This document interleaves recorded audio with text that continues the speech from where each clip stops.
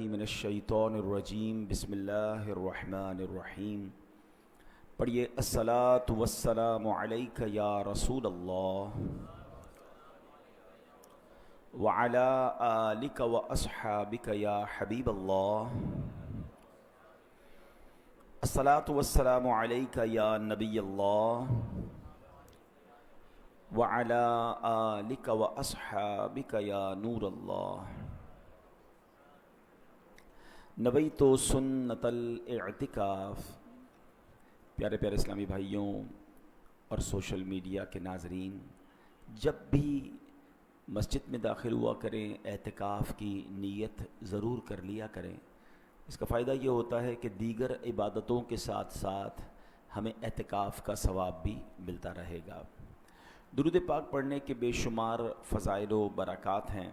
اللہ پاک کے آخری نبی صلی اللہ تعالیٰ علیہ وآلہ وسلم کا فرمان ہے، جو مجھ پر ایک دن میں 50 بار درود پاک پڑھے، قیامت کے دن میں اس سے مصافحہ کروں گا، یعنی میں اس سے ہاتھ ملاؤں گا.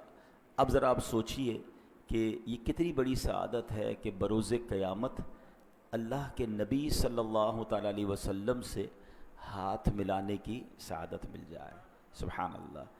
ایک بڑا پیارا شعر بھی ہے، حشر میں دیکھی شفیع عاصیاں کی بارگاہ، ہم سبھی مل کر پکارے الصلاۃ والسلام.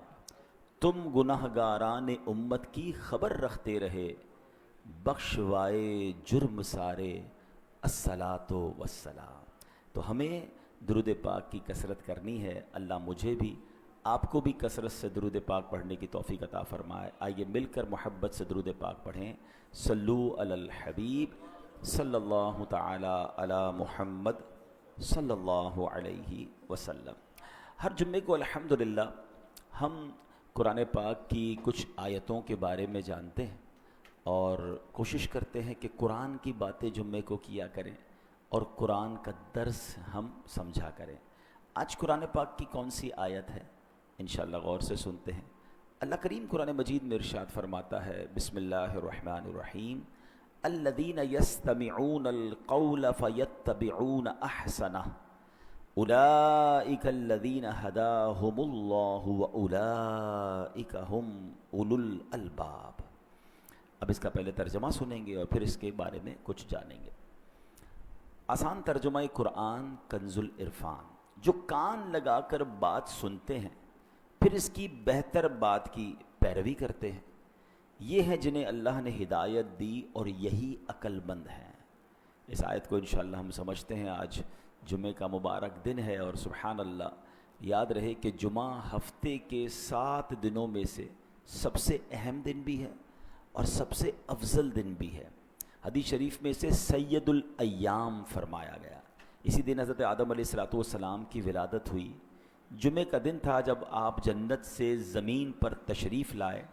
جمعے میں ایک ایسی گھڑی ہے کہ اس میں دعا کی جائے گی، وہ قبول ہوگی جب تک حرام کا سوال نہ کرے. اسی دن قیامت قائم ہوگی. اسی دن فرعون غرق ہوا اور بنی اسرائیل کو اس سرکش سے نجات ملی.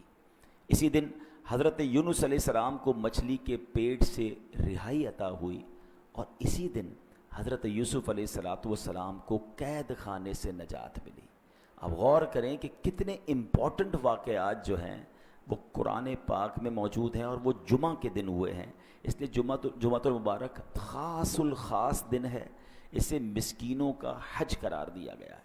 اچھا، پھر ہم جمعے کو نماز کے لیے آتے ہیں تو اس میں ہمیں خطبہ سننے کو موقع ملتا ہے.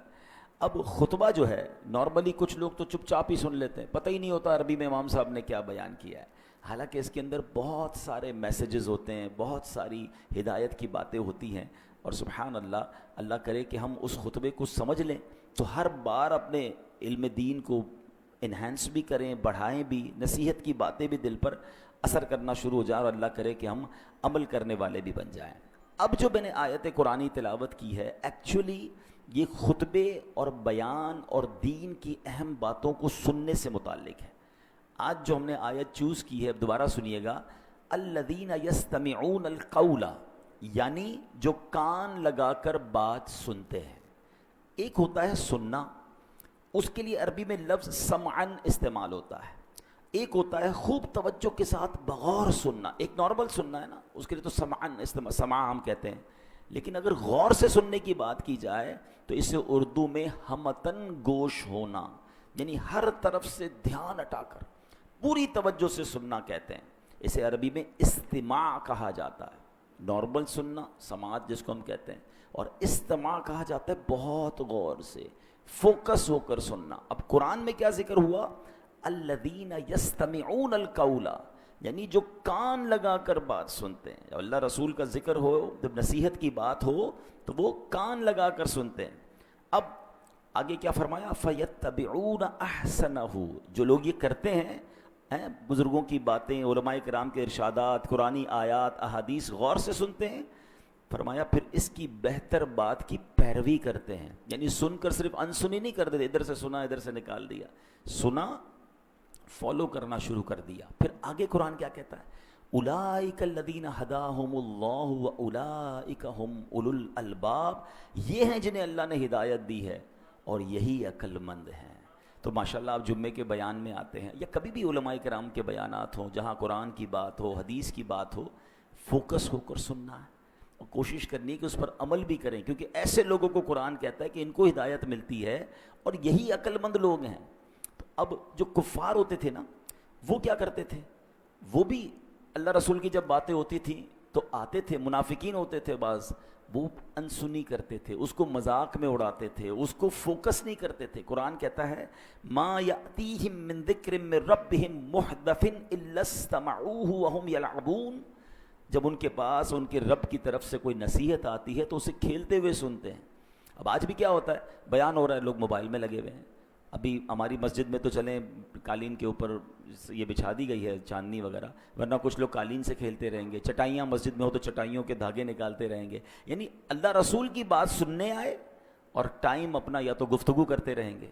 تو یہ بالکل درست نہیں ہے، اور یہ کفار کی اور منافقین کی نشانی قرآن میں بیان ہوئی ہے.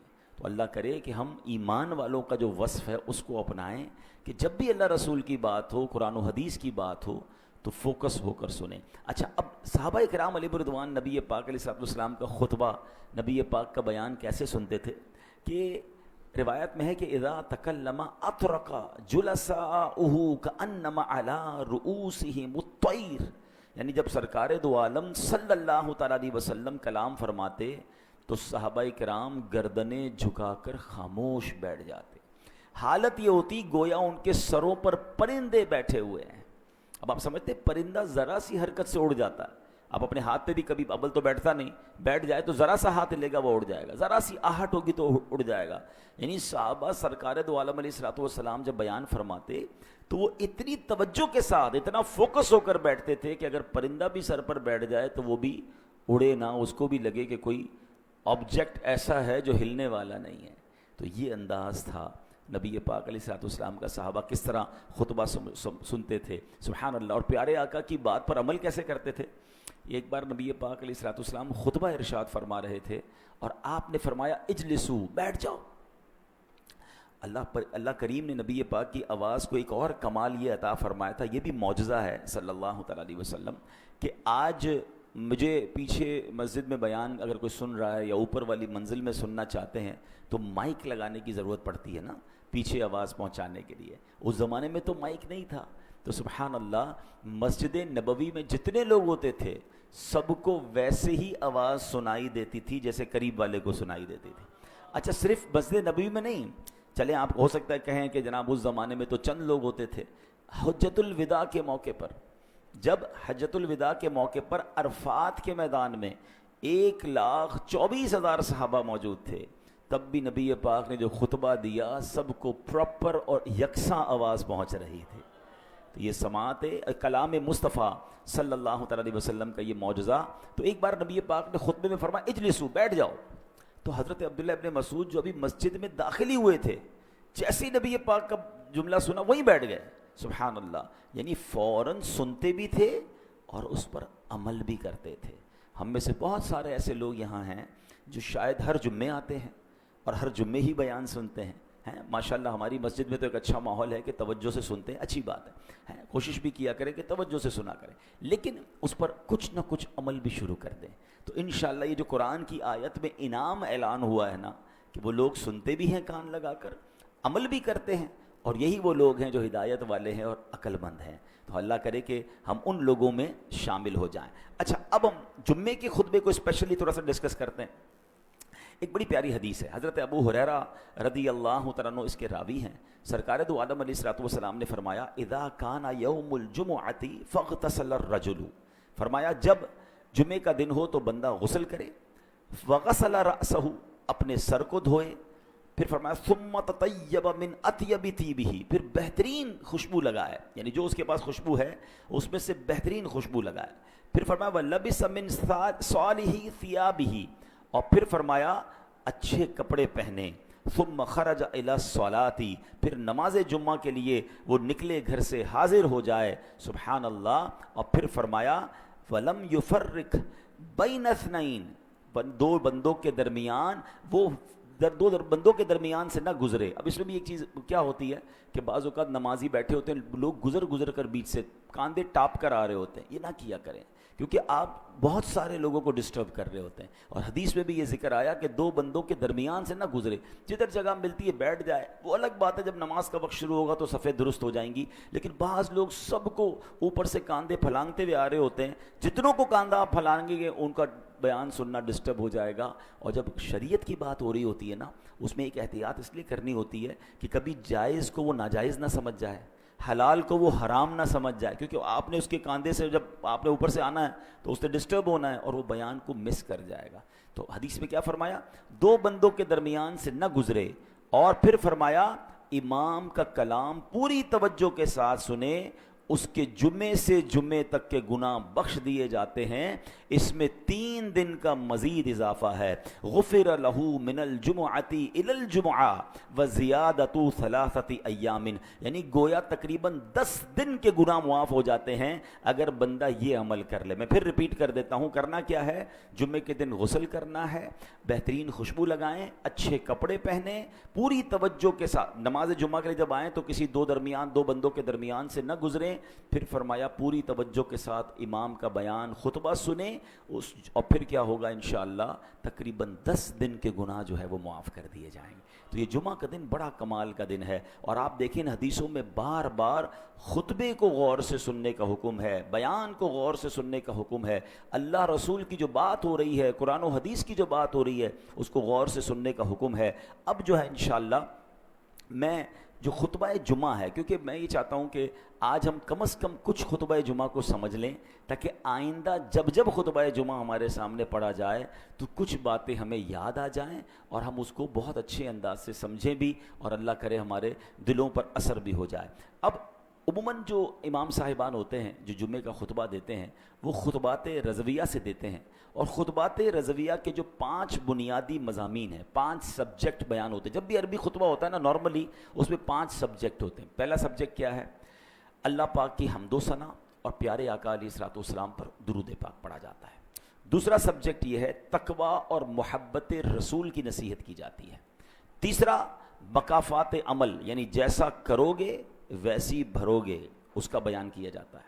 چوتھے نمبر پر خلفائے راشدین، صحابہ، اہل بیت کا ذکر خیر ہوتا ہے، ان کے لیے رحمت کی دعائیں ہوتی ہیں. اور پانچواں ایک بڑی نصیحت بھری آیت کریمہ بھی ہمیں سنائی جاتی ہے. اب ان 5 سبجیکٹ کو میں انشاءاللہ ایک ایک کر کے بیان کرتا ہوں، آپ ذرا غور سے سنتے جائیں. انشاءاللہ آج ہی بیان کے بعد جو آپ خطبہ سنیں گے آپ کو انشاءاللہ بہت کچھ اس میں سمجھ بھی آئے گا، اور اللہ کرے گا آئندہ بھی آپ اگر اس کو فوکس رکھیں گے تو آپ انشاءاللہ جمعے کے خطبے کو انجوائے بھی کریں گے اور اللہ نے چاہا انڈرسٹینڈ بھی کریں گے. ابتدا کیسے ہوتی ہے جمعے کی خطبے کی؟ الحمدللہ الذی فضل سیدنا و مولانا محمدا صلی اللہ تعالی علیہ وسلم علی العالمین جمیعا. یہ سنتے ہیں نا؟ ترجمہ کیا ہے؟ سب خوبیاں اللہ کو جس نے ہمارے سردار اور ہمارے مالک و مولا سرکار دو عالم علیہ الصلوۃ والسلام کو تمام جہانوں پر فضیلت بخشی ہے. یعنی اللہ اور رسول کی اللہ کی حمد ہو رہی ہے، نبی پاک پر گویا درود بھیجا جا رہا ہے. اب اس کا کتنا پیارا انداز ہے کہ اللہ پاک کی حمد و ثنا بیان کی گئی ہے. یہ اعلیٰ حضرت امام اہل سنت کا نرالہ اسلوب ہے جو آپ نے قرآن کریم سے سیکھا ہے. قرآن کریم میں اللہ پاک نے اپنا تعارف کیسے کروایا فرمایا هو الذی ارسل رسولہ، وہی ہے جس نے اپنے رسول کو بھیجا. سبحان اللہ. تعارف کس کا کروانا ہے؟ اللہ پاک کا.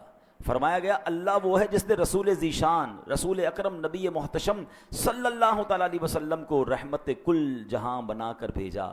سبحان اللہ. یہی حمد کا انداز اعلیٰ حضرت نے استعمال کیا.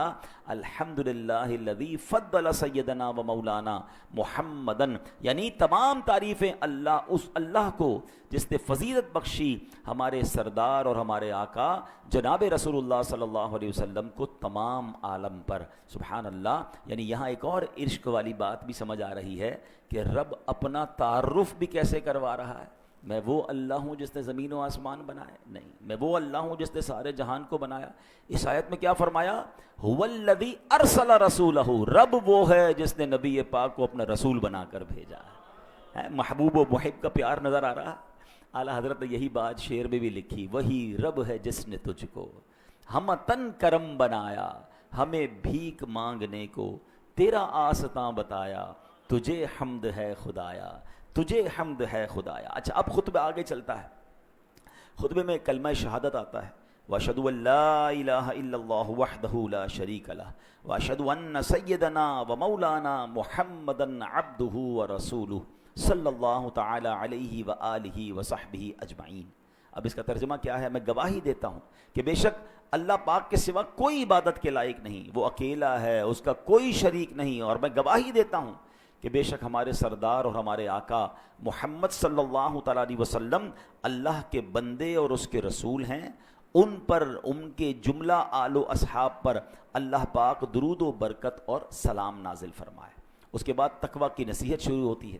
نصیحت کیسی ہوتی ہے؟ فَيَا أَيُّهَا الْمُؤْمِنُونَ، اے ایمان والو، رحمنا و رحمکم اللہ، ہم پر اور تم پر اللہ پاک رحم فرمائے. اوصیکم و نفسی بتقوی اللہ عز و جل فی السر والاعلان، میں تمہیں اور اپنے آپ کو تنہائی میں اور لوگوں کے سامنے ہر جگہ اللہ پاک سے ڈرنے کی وصیت کرتا ہوں. تقویٰ کہتے ہیں اس کو ہیں، اکیلے میں بھی اللہ سے ڈرنا، فی السر والاعلان، لوگوں میں بھی اللہ سے ڈرنا ہے اور اکیلے میں بھی اللہ سے ڈرنا ہے. یاد رکھیے ایسی نصیحت ہے کہ ایک مرتبہ کسی مرید نے اپنے پیر صاحب کی خدمت میں عرض کی کہ عالی جان مجھے نصیحت کیجیے. پیر صاحب نے کہا کہ میں اللہ پاک کی وہ نصیحت کرتا ہوں جو اللہ پاک نے اگلے پچھلے تمام انسانوں کو کی ہے، یعنی قرآنی نصیحت فرمائی. اور قرآن کیا کہتا ہے؟ وَلَقَدْ وَصَّيْنَا الَّذِينَ أُوتُوا الْكِتَابَ مِن قَبْلِكُمْ وَإِيَّاكُمْ أَنِ اتَّقُوا اللَّهَ. اللہ نے کیا فرمایا؟ بے شک ہم نے ان لوگوں کو جنہیں تم سے پہلے کتاب دی گئی اور تمہیں بھی تاکید فرما دی ہے کہ اللہ سے ڈرتے رہو. اللہ نے پچھلوں کو بھی وصیت فرمائی، نصیحت فرمائی، آج کے لوگوں کو بھی نصیحت فرما دی. اور وہ کیا ہے؟ اللہ سے ڈرتے رہو. تو پتہ یہ چلا کہ اللہ کریم خود فرما رہا ہے، بے شک مہربان ہے، رحم والا ہے، اپنے بندوں کو تقویٰ کی نصیحت فرما رہا ہے کہ اے بندو اللہ سے ڈرتے رہو. اچھا مومنین کو تو الگ سے سمجھایا ہے نا قرآن میں، یا ایھا الذین آمنوا اتقوا اللہ حق تقاتہ، اے ایمان والو اللہ سے ڈرو جیسا ڈرنے کا حق ہے. آج کل کچھ لوگ بڑے بے باک ہو گئے ہیں، اللہ بڑا کریم ہے، اللہ بڑا رحمان ہے، اللہ بڑا رحیم ہے، وہ معاف کرنے والا ہے. یقیناً وہ معاف کرنے والا ہے، مگر وہی معاف کرنے والا ہی تو کہہ رہا ہے مجھ سے ڈرو. یہ ڈر کیوں نکالا جا رہا ہے؟ اللہ سے ڈرنے کا مطلب یہ ہے کہ بندہ اللہ کی نافرمانی نہ کرے. یقیناً وہ میری ماں سے زیادہ مجھے چاہنے والا ہے. اچھا اس کو اگر ادر وے اراؤنڈ کر لیں کہ جس سے پیار ہوتا ہے، جس سے محبت ہوتی ہے، جو محسن ہوتا ہے، کیا اس کی نافرمانی کی جاتی ہے؟ بندہ کیا چاہتا ہے کہ یار مجھے اس سے اتنا پیار ہے کہ میں اسے ناراض نہیں کر سکتا. تو چلو بہت اچھی بات ہے، اللہ سے محبت میں گناہ نہ کیجئے، اللہ سے محبت میں اللہ کی نافرمانی نہ کیجئے. تو بہرحال تقویٰ جو ہے یہ بڑی کمال کی چیز ہے. اللہ مجھے بھی نصیب فرمائے، آپ کو بھی نصیب فرمائے. معلوم یہ ہوتا ہے کہ اللہ پاک کے ہاں بندے کی خوبیوں میں سب سے اعلیٰ درجے کی جو خوبی ہے وہ تقویٰ ہے. متقین جو ہیں اس کے فضائل قرآن میں بیان ہوئے. اچھا پھر آگے خطبے میں ہم کیا سنتے ہیں؟ وَزَيَّنُوا قُلُوبَكُمْ بِحُبِّ هَذَا النَّبِيِّ الْكَرِيمِ عَلَيْهِ وَعَلَىٰ آلِهِ أَفْضَلُ الصَّلَاةِ وَالتَّسْلِيمِ، اور مزین کرو اپنے دلوں کو اس نبی پاک علیہ الصلوۃ والسلام کی محبت سے، آپ پر اور آپ علیہ الصلوۃ والسلام کی آل پر افضل درود اور سلام. اب یہ مزین روشن کرنے کی بات ہو رہی ہے کہ اپنے دل کو روشن کیجئے اللہ رسول کی محبت سے, اس حبیب علیہ الصلوۃ والسلام کی محبت سے. کیونکہ آگے خطبے میں ایک جملہ سنتے ہیں جو بڑا امپورٹنٹ ہے, فَإِنَّ الْحُبَّ هُوَ الْإِيمَانُ كُلُّهُ أَلَا لَا إِيمَانَ لِمَن لَا مُحَبَّةَ لَهُ. یاد آ رہا ہے؟ یہ جملے سنتے ہیں ہم خطبے میں, آج پھر سنیں گے, مگر معنی آج پتہ چل جائے گا تو انشاءاللہ اور اچھے انداز سے سنیں گے. اب اس کے معنی کیا ہے؟ بے شک محبت ہی پورا ایمان ہے. خبردار جسے آپ سے محبت نہیں ہے اس کے لیے ایمان نہیں ہے. الا لا ایمان لمن لا محبت لا, جس کے دل میں نبی پاک سے محبت نہیں اس کا ایمان نہیں ہے, اس کا ایمان کمپلیٹ نہیں ہے. یعنی یاد رکھیے محمد کی محبت دین حق کی شرط اول ہے, اسی میں ہو اگر خامی تو سب کچھ نامکمل ہے. محمد کی محبت ہے سند آزاد ہونے کی, خدا کے دامن توحید میں آباد ہونے کی. یہ جمعے کے خطبے میں بار بار ریمائنڈ کروایا جاتا ہے, الا لا ایمان لمن لا محبت لا. سن لو اس کا ایمان نہیں جس کے دل میں نبی پاک سے محبت نہیں. ایک بار نبی پاک علیہ الصلوۃ والسلام نے حضرت عمر فاروق رضی اللہ تعالیٰ کا ہاتھ پکڑا ہوا تھا. فاروق اعظم نے عرض کی, لَأَنْتَ أَحَبُّ إِلَيَّ مِنْ كُلِّ شَيْءٍ إِلَّا مِنْ نَفْسِي. یا رسول اللہ صلی اللہ تعالیٰ علیہ وسلم, آپ مجھے میری جان کے علاوہ ہر چیز سے زیادہ محبوب ہیں. نبی پاک علیہ الصلوۃ والسلام نے فرمایا, لا والذی نفسی بیدیہ حتی اکون احب الیک من نفسک. نہیں عمر, رب کریم کی قسم جس کے قبضہ قدرت میں میری جان ہے, تمہاری محبت اس وقت تک کامل نہیں ہوگی جب تک میں تمہارے نزدیک تمہاری جان سے بھی زیادہ محبوب نہ ہو جاؤں. پھر حضرت عمر نے فوراً کیا کہا, واللہ لانت احب الی من نفسی. یا رسول اللہ صلی اللہ علیہ وسلم, اللہ کی قسم آپ مجھے میری جان سے بھی زیادہ محبوب ہیں. اسی سن کر نبی پاک علیہ الصلوۃ والسلام نے پھر فرمایا, الآن یا عمر, یعنی اے عمر تمہاری محبت کامل ہو گئی ہے, اب ایمان کمپلیٹ ہوا ہے. اچھا, اب جب یہ سنتے نا جمعے کے خطبے میں, الا لا ایمان لمن لا محبت لا, کسی کی دل میں اگر محبت نہیں ہے تو وہ کامل مومن نہیں. تو محبت تو ہر مسلمان کو ہے, نہیں محبت کرنی کتنی ہے یہ سمجھنا ضروری ہے. محبت کے بغیر تو میں کلمہ ہی میرا کمپلیٹ نہیں ہوگا, لیکن the level of محبت, level of affection required کیا ہے کہ خود نبی پاک علیہ الصلوۃ والسلام فرماتے ہیں, تم میں سے کوئی اس وقت تک کامل مومن نہیں ہو سکتا جب تک میں اس کے نزدیک, اس کے والد, اس کی اولاد اور تمام لوگوں سے زیادہ محبوب نہ ہو جاؤں. اب یہ میں نے اور آپ نے چیک کرنا ہے کہ کیا واقعی ایسی محبت ہے ہمیں رسول پاک علیہ الصلوۃ والسلام سے. ہم دعوتوں کو بہت اچھا نعرہ بھی لگاتے ہیں, غلامی رسول میں موت بھی قبول ہے, نہ ہو جو عشق مصطفیٰ تو زندگی فضول ہے. مگر یہ نعرے کی حد تک تو ہے, مگر کیا عمل بھی ایسا ہے کہ ہم زندگی میں زندگی ایسے گزاریں کہ میرے نبی ناراض نہ ہو جائیں, ان کی سنتوں پر عمل ہو, انہوں نے جن چیزوں سے منع کیا میں اس سے بچوں. پھر محبت ہے نا, نظر تو آئے نا محبت, صرف نعرے کی حد تک تو نہیں ہوتی. بہرحال اب آگے بہت پیاری دعا آتی ہے, رزقنا اللہ تعالی و ایاکم حب حبیبہ ھذا النبی الکریم علیہ و آلہ اکرم الصلاۃ والتسلیم. اللہ پاک ہمیں اور تمہیں اپنے حبیب نبی کریم علیہ الصلوۃ والسلام کی محبت نصیب فرمائے, ان پر اور ان کی آل پر بزرگ ترین درود و سلام ہوں. پھر ایک بڑی کمال کی حدیث ہے, انشاءاللہ کبھی موقع ملا اس حدیث کو پورے بیان میں ہم ڈسکس کریں گے, لیکن یہ حدیث جھنجھوڑنے والی ہے. البر لا یبلا والذنب لا ينسى والدیان لا يموت اعمل ما شئت كما تدین تدان. نیکی پرانی نہیں ہوتی. اب اس حدیث کا معنی سنیں, البر لا یبلا, نیکی پرانی نہیں ہوتی, والذنب لا ينسى, گناہ بھلایا نہیں جاتا, والدیان لا يموت, اور جس نے بدلہ لینا ہے, انصاف کرنا ہے, وہ اس کو موت نہیں آنی. اللہ کو تو موت نہیں آنی نا. فرمایا اعمل ما شئت کما تدین تدان, کر لے جو کرنا ہے, جیسی کرے گا ویسی بھرے گا. یقین کریں یہ ایک حدیث زندگی گزارنے کے لیے کافی ہے. اگر بندہ سمجھ جائے نا, انسان کہتا ہے یار میں نیکی کروں صلہ تو ملتا نہیں. بھائی آپ نیکی کرتے جائیں, یہ پرانی نہیں ہوگی, یہ اللہ کی بارگاہ میں لکھ دی گئی ہے. اللہ اجر دینے والا ہے, لوگوں سے اجر نہ مانگیں. البر لا یبلا, نیکی پرانی نہیں ہوتی, والذنب لا ينسى, گناہ بھلایا نہیں جاتا. میں اور آپ ہزاروں گناہ کر چکے ہوں گے جو بھول گئے, مگر کہیں لکھا ہوا ہے گناہ کرتے وقت یہ یاد رکھنا کہ آج تو لذت کے لیے کر رہا ہوں, مگر یہ کہیں لکھ دیا جائے گا اور پھر ڈیلیٹ نہیں ہوگا, بھلایا نہیں جاتا. پھر جس نے فیصلہ کرنا ہے نا، جس نے ہمارا حساب کتاب کر کے جزا اور سزا کا اعلان فرمانا ہے، وہ دیان، اس کو موت نہیں آنی، وَالدَّيَّانُ لَا يَمُوتُ۔ اور پھر آگے جس طرح کہا گیا نا، اعمل ما شئت کما تدین تدان، کر لے جو کرنا ہے مگر جیسی کرے گا ویسی بھرے گا۔ یہ لائف میں جو بھی ہم کر کے جائیں گے نا، قبر میں سمجھ لیں اس کا رزلٹ کارڈ ملنا ہے۔ اچھی گزار کر جاؤ گے تو جنت کے مزے ہوں گے۔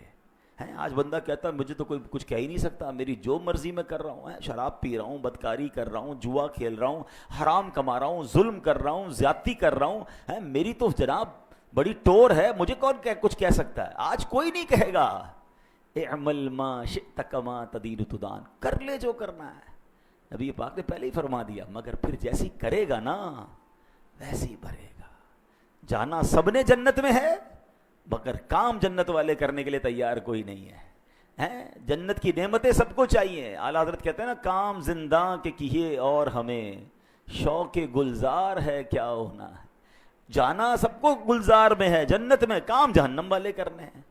تو آپ کبھی بھی ایسا نہیں ہو سکتا کہ سیب کا پودا لگائیں اور کہیں دعا کرو آم نکل آئے۔ تو لوگ کہیں بھائی بویا سیب ہے تو سیب نکلے گا نا۔ آپ امرود بو کے کیلا نہیں نکال سکتے، جیسا بوتے ہیں ویسا کاٹتے ہیں۔ اب اس زندگی میں اپنے اعمال کے ذریعے کون سا بیج ڈال رہے ہیں، یہ غور کرنا ہے۔ اور جمعے کے خطبے میں یہ بار بار ہمیں اعلان کیا جاتا ہے، اعمل ما شئت کما تدین تدان، کر لے جو کرنا ہے مگر جیسی کرے گا ویسی بھرے گا۔ قرآن کہتا ہے نا، ہل جزاء الاحسان الا الاحسان، نیکی کا بدلہ نیکی ہے۔ اب تو انگریزی میں بھی کہتے ہیں what goes around comes around, آپ اچھا کریں گھوم پھر کے آپ کے ساتھ اچھا ہی ہوگا۔ بندہ کہتا ہے میں نے اس کو کھانا کھلایا مجھے تو اس نے کچھ نہیں دیا، یہ نہیں دے گا، اللہ نے دینا ہے۔ اور آپ دیکھیں گے کہ اس نیکی کا صلہ آپ کو کسی اور طریقے سے ملے گا۔ آپ کو جناب کسی کے ساتھ مسکرانے کا، کسی کے ساتھ اچھا برتاؤ کرنے کا، کسی کی مشکل دور کرنے کا، کسی کی پریشانی دور کرنے کا آپ کو بالکل صلہ دنیا میں ملتا ہے۔ یہ مکافات عمل ہے۔ جو لوگوں کے لیے اچھا کرتے ہیں اللہ ان کے لیے اچھا کر دیتا ہے، اور جو آج لوگوں پر ظلم کرتے ہیں نا، بے شک وہ مظلوم آپ کا کچھ نہیں بگاڑ رہا، مگر کہیں نہ کہیں سے آپ اس آفت کو اپنے بچوں میں، اپنے کاروبار میں، اپنی صحت میں، اپنی عزت میں دیکھیں گے۔ آپ حیران ہو جائیں گے کہ یار یہ میرے ساتھ کیسے تباہی ہو گئی، یہ اتنا بڑا پرابلم کیسے آ گیا۔ توبہ کیجئے، کہیں لگتا ہے برا کام کیا ہے، کسی کا دل دکھایا ہے، کوئی ایسی نافرمانی ہو گئی ہے کہ جس کا صلہ مل رہا ہے۔ تو ہمیں اچھے کام کرنے ہیں، لوگوں کا بھلا سوچنا ہے۔ اور پھر جمعے کے خطبے میں ایک آیت، جھنجھوڑنے والی آیت ہے جو ہر جمعے کے خطبے میں ہم سنتے ہیں، فَمَن يَعْمَلْ مِثْقَالَ ذَرَّةٍ خَيْرًا يَرَهُ وَمَن يَعْمَلْ مِثْقَالَ ذَرَّةٍ شَرًّا يَرَهُ۔ کیا ترجمہ ہے؟ تو جو ایک ذرہ بھر بھلائی کرے وہ اسے دیکھے گا، اور جو ایک ذرہ بھر برائی کرے وہ اسے دیکھے گا۔ ہم نہیں سوچتے کہ یار چھوٹا سا ہی تو گناہ ہے نا، کون دیکھ رہا ہے، چلو کر لو یار، آج کر لو کل سے نہیں کروں گا۔ یہ ذرہ بھر برائی بھی اٹکا سکتی ہے۔ قرآن کہتا ہے اس کو دیکھو گے۔ اور چھوٹی چھوٹی نیکیاں سمجھ کے لوگ چھوڑ دیتے ہیں، یار 2 رکعت نفل چھوڑ دیا تو کیا ہو گیا، ایک تسبیح پڑھ لی تو کیا ہو گیا ہے، کسی کو جناب ایک پانی کا گلاس پلا دیا تو کیا ہو گیا، مسکرایا نہیں تو کیا ہو۔ یہ چھوٹی ذرہ کہہ رہا ہے قرآن، وَمَن يَعْمَلْ مِثْقَالَ ذَرَّةٍ خَيْرًا يَرَهُ، چھوٹا ذرہ بھی اچھائی کا کرے گا وہ بھی قیامت کے دن دیکھے گا۔ تو اللہ کرے یہ بات سمجھ آ جائے کہ زندگی گناہوں میں نہیں، نیکیوں میں، چھوٹی چھوٹی نیکیاں بھی کرتے چلے جائیں، یہ جمع ہو رہی ہیں، یہ اکاؤنٹ میں پلس ہو رہی ہیں، اور انشاءاللہ قیامت کے دن اس کا اجر دیکھیں گے۔ اللہ مجھے اور آپ کو جمعے کے خطبے کو سمجھنے میں اور اس کو انڈرسٹینڈ کر کے اس پر عمل کرنے کی توفیق عطا فرمائے۔ تو آج کوشش کی ہم نے کہ ہم اپنے پورے جمعے کے خطبے کو، پورا تو نہیں ہو سکا مگر کچھ اس کی ہائی لائٹس، کہ اتنی خوبصورت نصیحتیں ہوتی ہیں، اور ہم نے قرآن کے شروع میں آیت سنی کہ جو لوگ دھیان سے کان لگا کر قرآن و حدیث کی بات، بیانات اور خطبے کو سنتے ہیں، اللہ فرماتا ہے ہدایت یافتہ بھی ہیں، اور یہ سبحان اللہ عقل مند بھی ہیں۔ اور سبحان اللہ اگلے مہینے ایک اور بڑی نیکی ہم نے کرنی ہے، ایک اور بڑی خوشی ہم نے منانی ہے، کہ ویسے تو سبحان اللہ جب بھی ربیع الاول آتا ہے عاشقان رسول کے دل جھوم اٹھتے ہیں کہ وہ میرے آقا کے میلاد کا مہینہ ہے، مگر اس بار اسپیشل کیا ہونے جا رہا ہے کہ الحمدللہ اللہ پاک ہمیں خیر عافیت کے ساتھ ربیع الاول نصیب فرمائے، نبی پاک کی ولادت کا دن نصیب فرمائے۔ ہم وہ خوش نصیب ہوں گے کہ انشاءاللہ نبی پاک کا 1500 سالہ ولادت کا دن منائیں گے انشاءاللہ۔ 1500th برتھ ڈے آف رسول پاک علیہ الصلوۃ والسلام. نبی پاک کی ولادت کو 1500 سال پورے ہو رہے ہیں. آج کسی کام کو 25 سال ہو جاتے ہیں, لوگ کہتے ہیں سلور جوبلی ہے, 50 ایئرس کو گولڈن, 75 سال کو ڈائمنڈ, کیونکہ 100 تک پہنچتے نہیں ہیں تو ڈائمنڈ یہی نپٹا دیتے ہیں. میرے آقا کی شان ہے کہ 1500واں جشن ولادت آ رہا ہے, تو آپ سب نے انشاءاللہ دھوم دھام سے منانا ہے انشاءاللہ. اب اس کے بہت سارے طریقے ہیں, اپنا گھر بھی سجائیں, اپنے دفتر سجائیں, انشاءاللہ پرچم بھی لگائیں, ہو سکے تو 1500 کو ذرا ڈومینیٹ کریں, اس کو اچھے طریقے سے واضح کریں. اب جو کاروباری لوگ ہیں وہ اپنے کاروبار میں کوئی 15% ڈسکاؤنٹ کا اعلان کر دیں. ہو سکے تو 1500, اللہ نے توفیق دی ہے دوست مل کر 1500 راشن تقسیم کر دیں, 1500 مریضوں کا علاج کرا دیں. کوئی بھی ایسی نیکی کریں نبی پاک کی بارگاہ میں تحفہ پیش کرنے کے لیے, اور دنیا کو پتہ چلے. آپ کے اگر سوشل میڈیا اکاؤنٹس ہیں تو وہاں بھی لگائیں کہ جناب اس بار نبی پاک کی 1500 سالہ برتھ ڈے ہے, اور ہم اس کی خوشی میں اپنے آفس میں, اپنے کاروبار میں, اپنی چیزوں میں یہ بہتری لا رہے ہیں. تو انشاءاللہ آپ اس نیکی میں شامل ہو جائیں گے. ہمارے وطن کو اس وقت انوائرمنٹ کے کس قدر پرابلمز ہیں, اور جناب گرمی کس قدر پڑ رہی ہے. تو آج 1 اگست بھی ہے, الحمدللہ دعوت اسلامی کا شعبہ FGRF یوم شجر کاری منا رہا ہے. یہ پورا مہینہ ہم نے اعلان کیا ہے کہ انشاءاللہ پودے لگائیں گے. اب تک 32 لاکھ پودے دعوت اسلامی کی طرف سے لگائے جا چکے ہیں, اور یہ کام جاری ہے. آج بھی کراچی کے بہت سارے علاقوں میں فری اسٹال لگائے گئے ہیں. 2 تلوار پہ بھی لگایا ہے, اور گلشن اقبال پہ بھی, سیوک سینٹر پہ بھی, مختلف جگہوں پر جہاں ہم فری پودے آج تقسیم کر رہے ہیں, اور یہ اویئرنیس دے رہے ہیں کہ ہر پاکستانی ایک پودا لگائے. پودا لگانا سنت بھی ہے, پودا لگانا صدقہ جاریہ بھی ہے, اور یہ ہماری زندگی بھی ہے. تو انشاءاللہ ابھی نماز کے فوراً بعد 4 بجے مدری چینل پر لائیو ٹرانسمیشن بھی ہے, انشاءاللہ وہ بھی آپ دیکھیے گا. آپ کے بچوں کو بھی دکھائیے تاکہ ہم یہ نیکی کے کام میں حصہ ملائیں. اور اس بار کوشش کریں کہ ہر پاکستانی انشاءاللہ ایک پودا اگر لگا دے اور اس پودے کو درخت بنا دے, 24 کروڑ پودے اگر لگ جائیں اور انشاءاللہ یہ درخت بن جائیں, تو ہمارے وطن کا نقشہ بدل سکتا ہے. آنے والی نسلوں کے لیے آکسیجن کی فیکٹریاں ہم دے سکتے ہیں. اسی طرح ماشاءاللہ ایک اور خوبصورت جو ہے وہ کورس ہو رہا ہے, 1 ڈے سیشن ہو رہا ہے ٹریولر صلاح کے حوالے سے. ہماری اس مسجد میں ماشاءاللہ مختلف کورسز ہوتے رہتے ہیں, تو آپ ینگسٹرز کے لیے اور آپ سب کے لیے, ہم تقریباً سبھی ٹریول کرتے ہیں, تو مسافر کی جو نماز ہے اس کے لیے صرف 45 منٹس کا ایک سیشن ہو رہا ہے, اور یہ آج ہی ہو رہا ہے رات 9:30 سے 10:15. بہت سارے سوال ہوتے ہیں, قصر کب پڑھنی ہے, تو پوری کب پڑھنی ہے, تو جناب سنتوں کا کیا حکم ہوگا. تو آج 9:30 سے 10:15, آج ہی تو ہم نے بیان قرآن کی آیت سنی ہے نا کہ اللہ کی باتیں, قرآن و حدیث کی باتیں غور سے سنتے ہیں. تو 45 منٹ کا یہ سیشن آج رات ہماری مسجد میں ہے. اور ایک اور خوشخبری اہلیان کراچی کے لیے یہ ہے کہ جیسے میں نے کہا کہ یہ ربیع الاول جو ہے, یہ میلاد جو ہے, یہ 1500 سالہ میلاد ہے. تو اس کے شاندار استقبال کے لیے, اس کی پریپریشن کے لیے انشاءاللہ 3 اگست جو کہ سنڈے کا دن ہے,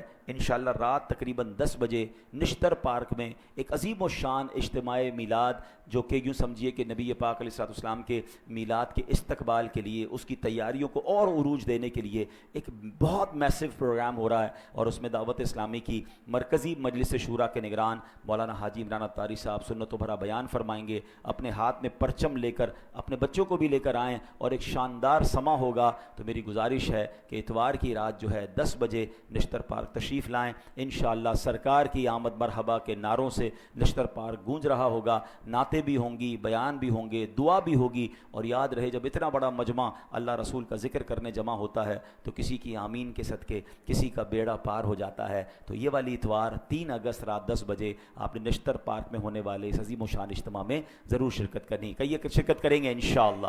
اللہ پاک عمل کی توفیق عطا فرمائے. تمام اسلامی بھائی سنت ادا فرما لیجیے.